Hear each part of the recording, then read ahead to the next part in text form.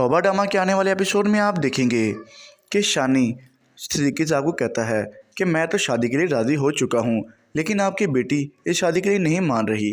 जिस पर सिद्दीकी साहब उसे कहते हैं कि तुम क्या कह रहे हो। तो शानी उन्हें बता देता है कि अनमोल उसके पास आई थी और वो कह रही थी कि वो कुछ भी कर सकती है, लेकिन उसके साथ शादी कभी नहीं करेगी।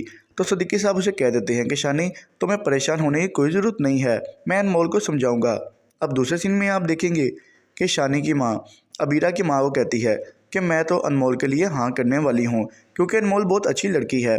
जिस पर अबीरा की माँ उसे कहती है कि आपको नहीं पता कि वो तलाक याफ्ता है।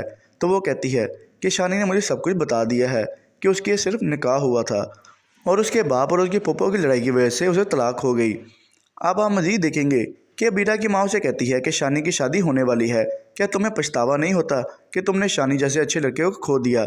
अब अबीरा शानी के पास जाती है और उसे कहती है कि तुम तो मुझसे बहुत मोहब्बत करते थे, तो ये सब कुछ कैसे तब्दील हो गया। जिस पर शानी उसे कहता है कि मैंने तो अपनी मोहब्बत का सबूत भी दे दिया था और मैं बारात भी लेकर आया था, लेकिन तुम ही वहाँ से भाग गई और ये सारा इल्ज़ाम तुम मुझे लगा रही हो।